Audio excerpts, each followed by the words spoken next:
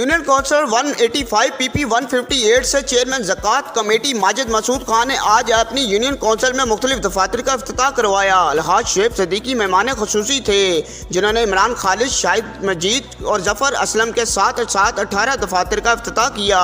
Union council आमद पर इस्तकबाल भी किया गया, फूल फेंके गए, हार पहनाए गए और गुलदस्ते पेश किए गए।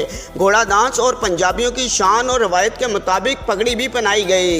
इस मौके पर यह खिताब करते हुए शेख सदीकी का कहना था, नालायक हुकूमत का भांडा चाक किया है। यूसी में स्कूल तमीर और नौजवानों को रोज़गार देने का वादा, नाले की तमीर और सीवरेज के मसाइल का हल करवाने की यकीन दहानी करवाई गई। मिनॉरिटीज़ के रहनुमा अफजल आशिक जावेद और दिगर लोगों का शुक्रिया अदा किया। PP 158 अलीम खान के नाम से जानी जाती है। इंशाल्लाह अलीम खान की हमायत याफ्ता राना एहसन शराफत शेर के निशान पर जीतेंगे।